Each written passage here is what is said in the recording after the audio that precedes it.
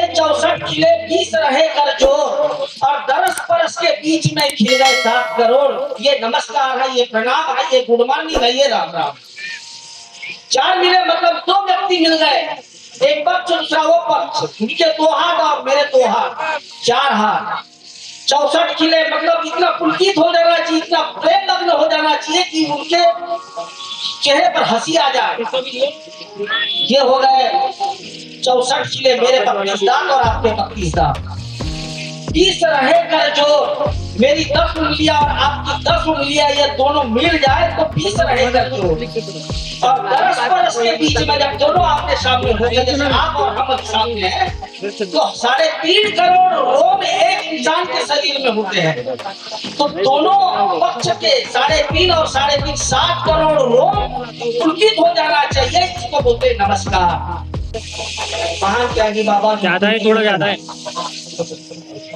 और इस मंच पर उपस्थित सभी आदरणीय सम्माननीय, इसी प्रकार इस पंडाल में उपस्थित सभी सेवक सेविकाएं को सभी को मेरा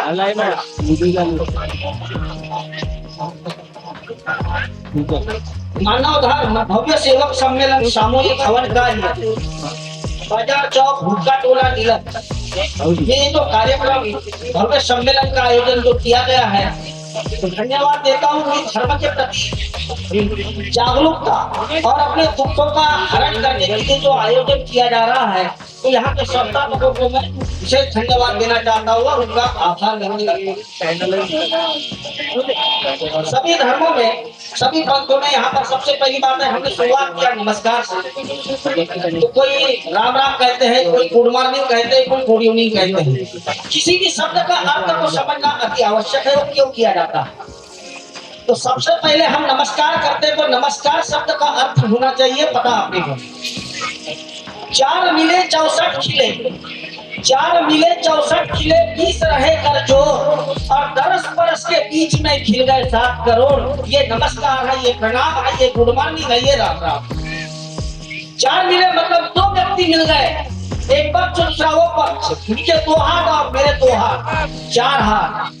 64 खिले मतलब इतना पुलकित हो जाना चाहिए, इतना प्रेम लग्न हो जाना चाहिए कि उनके चेहरे पर हंसी आ जाए। ये हो गए 64 खिले मेरे पाकिस्तान और आपके पाकिस्तान। 20 रहे कर जो मेरी 10 उंगलियां और आपकी 10 उंगलियां ये दोनों मिल जाए तो 20 रहे कर जो, और 10 बरस के बीच में जब दोनों आपके सामने हो गए, जैसे आप और हम सामने हैं, तो 3.5 करोड़ रोम एक इंसान के शरीर में होते हैं। तो दोनों पक्ष के 3.5 और 3.5 7 करोड़ रोम पुलकित हो जाना चाहिए। इसको बोलते हैं नमस्कार। ये आत्मीय प्रेम जागृत हो जाता है। सबसे पहली बात मानव धर्म, ये मानव धर्म बाबा गुरुदेव जी को हम प्रणाम करते हैं कि ये मानव धर्म की व्याख्या सबको बताई, और वही धर्म के नियम और नीति नियम से यदि चले, नियम और संयम, ये 2 महत्वपूर्ण चीजें धर्म में आने के पहले, नीति और नियम।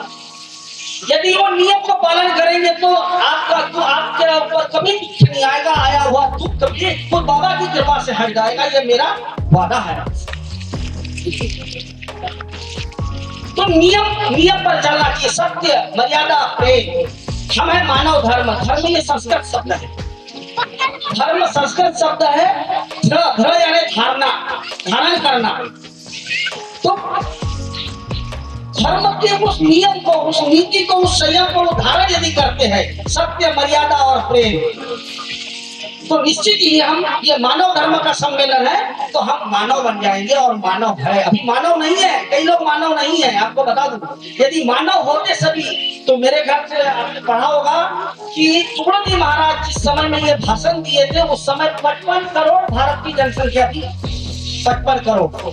फिर भी उन्होंने भजन में बोला था कि मज मानुष दिया, मज मानुष दिया, यानी मुझे मानव दो। तो क्या वो 55 करोड़ में कोई मानव नहीं थे? नहीं थे, इसलिए उन्होंने मानव मांगा था। मानव बनने के लिए सत्य मर्यादा प्रेम, ये मानव का अंगीकार करना अति आवश्यक है। और मानव का क्या है? जीव पर प्रेम करना, भाई जैसा हमारा जीव है, ये प्राणी है ना, सभी प्राणी हैं संसार में, दूसरे भी प्राणी है और हम भी प्राणी हैं। तो हम मानव कहा गया और उनको प्राणी कहा गया, कुछ तो अंतर होगा। तो हमारे अंदर में प्रेम है, आपको प्रेम का बोर्ड लगा, मेरा नाम भी प्रेम ही है, इसलिए मैं प्रेम की भाषा बताना चाह रहा हूँ। तो प्रेम सत्य, सत्य बोलना अति आवश्यक है। अब सत्य क्या है? एक पक्ष दूसरे को मारने जा रहा है, तो आपका जीव को बचाना तो झूठ बोलना पड़ेगा। इसने पूछा कि इसको जाके देखा गया, यदि आपने सत्य बता दिया तो मारा जाएगा, अब झूठ बोलते हो तो बच जाएगा। तो सत्य क्या है? आपने झूठ बोला वो सत्य है, कि जो उधर गया बताया वो सत्य है। तो जीव पर प्रेम करना है, प्रेम करते हैं तो उसको बचाना है, तो वो झूठ भी आपका सत्य साबित हो जाएगा। इसलिए सत्य अति आवश्यक है। प्रेम मर्यादा में रहना। आजकल के नए जो नवयुवक है, मैं एक आपको महत्वपूर्ण घटना बताता हूँ। नवयुवक जो है ये दिशा भूल हो रहे हैं, ये दिशा भूल हो रहे हैं। शराब एक तो में शराब गलत जो है, उसका कारण पता है आपको? शराब क्यों गलत मानी गई है?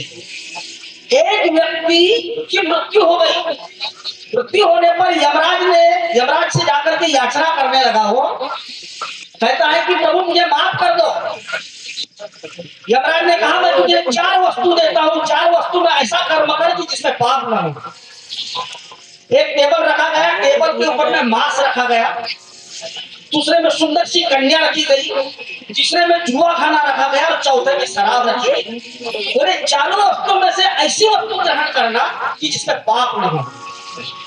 तो जब वो व्यक्ति गया, मटन के पास गया, मांस के पास, तो बोले इसमें तो जीव हत्या है यानी पाप है, ग्रहण नहीं किया। सुंदर सी कन्या के पास गया, बोले ये तो भोग है, ये तो महापाप है। जुआ खाने में गया तो बोले इसमें यदि मैं बाहर गया तो बर्बाद हो जाएगा, मेरे पूरे परिवार का पाप मुझे लगेगा। शराब के पास गया तो बोले इसमें तो कुछ भी नहीं है, न जीव हत्या है, न भोग है, न विलास है, कुछ भी नहीं है, इसको पीने नहीं क्या, तो फल का रस है, बोले उसने वो शराब किया गया।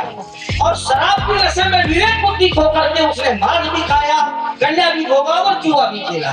इसीलिए शराब बहुत बेकार चीज है, और शराब के अंदर में जो नशा होती है वो हमारे विवेक बुद्धि को खराब करती है। इसलिए ये जो नवयुवक आज की पीढ़ी जो है, ये मदिरा पान की तरफ जो जा रही है, मैं उनको हाथ जोड़ के विनती करता हूँ कि अपना जीवन को सफल बनाना है तो नशा से दूर रहिए। अब नशा शराब है, क्रोध है, ज्ञान है, धन है, सौंदर्य है, ये सबकी नशा है। ये सब विवेक बुद्धि को भ्रष्ट कर देती है और आपका जो उद्देश्य है उससे आप भटक जाते हैं।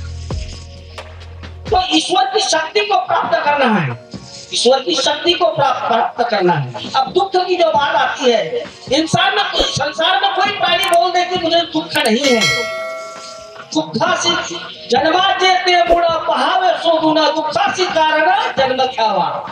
हमारा जन्म दुख, सबसे बड़ा दुख कौन सा है पता है? इस मनुष्य जन्म में ही आना दुख है। आप सोचिए वैज्ञानिक जी यहाँ पर पढ़े लिखे लोग होंगे, जिस शरीर के अंदर, जिस पेट के अंदर हम आज खाना खाते हैं, 97 फ़ारेनहाइट टेम्परेचर शरीर का होता है, वहाँ वो छोटा सा शिशु जो खाना खाते हैं वो पक जाता है, वह 9 महीना मांगी गर्भ में रहता है।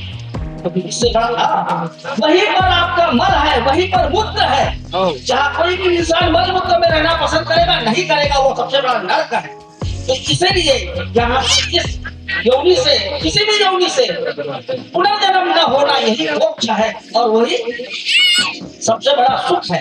अब बात आती है दुखों की, तो दुख 2 चीज है, एक शारीरिक दुख है और एक आत्मीय दुख है। शारीरिक दुख को आप, मेरे को गर्मी लग रही है, कूलर लगा है, ठंडक पैदा हो जाएगी, ठंडक पैदा, ठंडी है, कंबल ओढ़ लिया, हीटर लगा दिया, गर्मी हो गई, शरीर सुख मिल गया, मुझे भूख लगी, खाना खा गया, काजू किशमिश खा गया, सुख मिल गया। लेकिन भैया जब आत्मा दुखी होगी तब क्या करेंगे?